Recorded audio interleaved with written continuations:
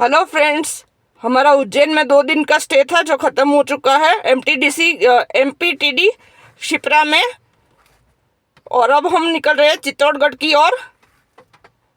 आगे दिखाएंगे कि रास्ता कैसा है और चित्तौड़गढ़ फोर्ट और सब कुछ आपको दिखाएंगे। ये ब्लॉग यहीं पे एंड करती हूँ। ठीक है, बाय बाय। अभी हम निकल चुके हैं चित्तौड़गढ़ की ओर और हम हैं Nagda Ujjain road MP state highway 17। आगे आपको रास्ते का नज़ारा दिखाते जाऊंगी।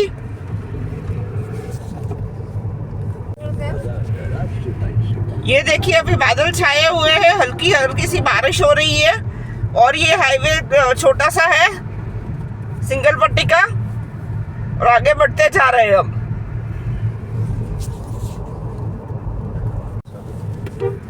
ये देखिए रास्ता कितना हरियाला है और बहुत ही ब्यूटीफुल है।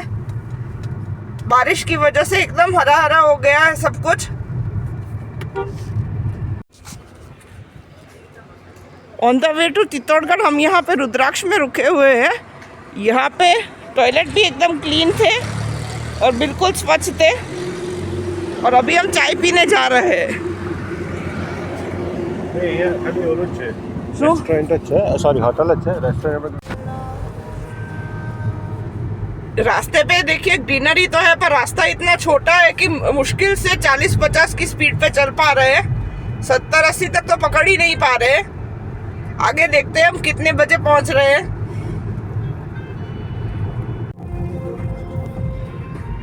ये हम मंदसौर से थोड़े आगे हैं और देखिए हम ट्रैफिक में फंसे हुए हैं। बहुत ही ज्यादा ट्रैफिक है।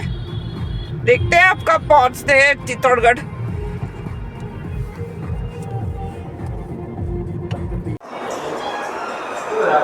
दोस्तों, हम चित्तौड़गढ़ के रास्ते में आइफा होटल में खाना खाने बैठे हैं और इसका खाना कैसा होता है वो मैं आपको बताऊंगी। आगे खाना आने पर वीडियो शूट करती हूँ। होटल IIFA में खाना ठीक ठाक था और यहाँ पे खेलने का भी एरिया है, बच्चों के लिए अच्छा है। हम आगे चल रहे हैं अब।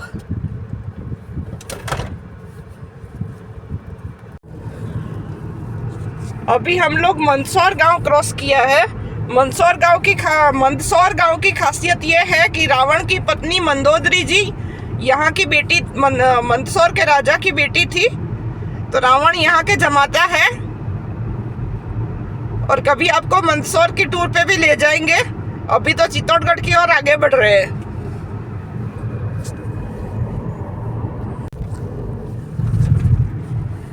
डियर फ्रेंड्स, अभी हमने राजस्थान बॉर्डर क्रॉस किया है, तो वेलकम टू राजस्थान। पधारो हमारे देश रे।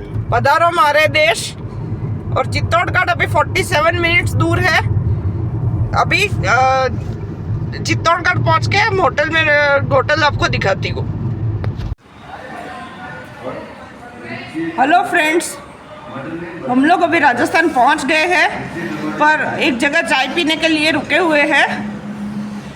पर उज्जैन से राजस्थान तक बहुत दिक्कत आई क्योंकि हाईवे पे कहीं पे भी अच्छे टॉयलेट्स नहीं थे। इसकी वजह से मुझे और मेरी बेटी को लगभग 6 से 7 घंटे बाथरूम और टॉयलेट रोक के रखना पड़ा। कहीं पे पानी अवेलेबल नहीं था तो कहीं पे क्लीनलीनेस अवेलेबल नहीं थी। तो यहाँ पे टूर करने आए तो उस बात का ज़रूर ध्यान रखें।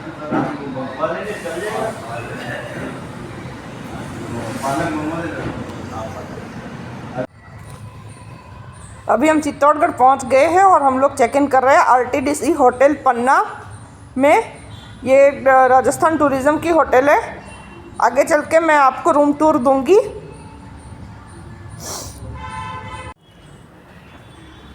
ये है हमारा कमरा RTDC पन्ना में। ये 3 बेड का है और ये मेरी बेटी और मेरे हस्बैंड है जो आराम कर रहे हैं। यहाँ पर टेबल है और 2 कुर्सी दी हुई है और ये टॉवेल और साबुन दिया हुआ है उन्होंने। यहाँ पर हमारे लड्डू गोपाल जी को निकाला हुआ है हमने और उनको भोग फ्रूट में जामफल धराया गया है।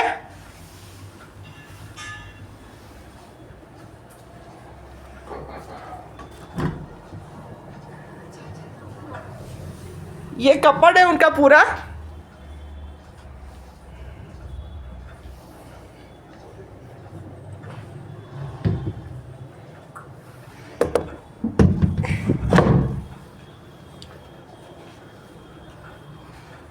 इधर ड्रेसिंग एरिया है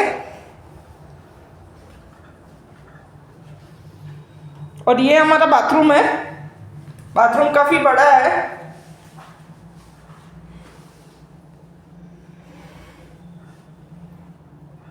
और ठीक ठाक है।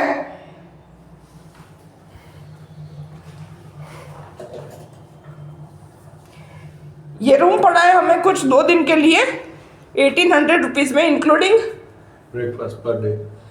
Breakfast per day.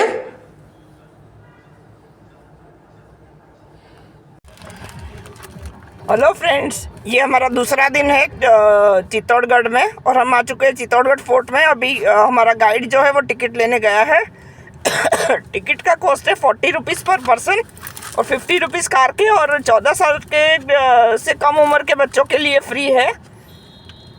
अभी आपको चित्तौड़गढ़ फोर्ट दिखाऊंगी।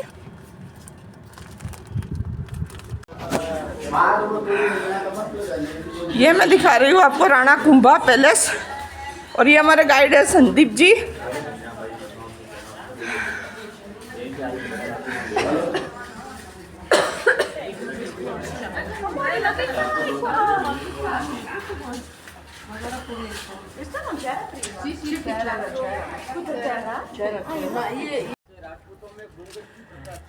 ये आप आगे जो देख रहे हैं ये मीराबाई पैलेस है, और उसके बाद उसके पास में पन्नादाई पैलेस है। पन्नादाई के बलिदानी थी अपने बेटे चंद्र को, उन्होंने उदय सिंह के बदले रख के मरने दिया और उदय सिंह को बचा लिया था। मीरा मंदिर आखू आवे।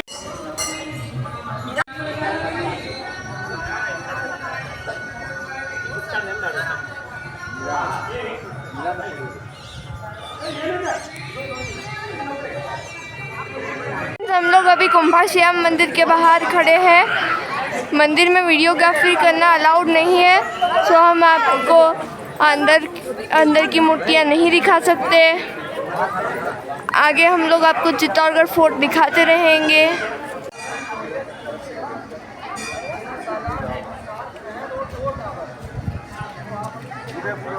सामने जो टावर आपको दिख रहा है, इस टावर को बोला जाता है विजय स्तंभ।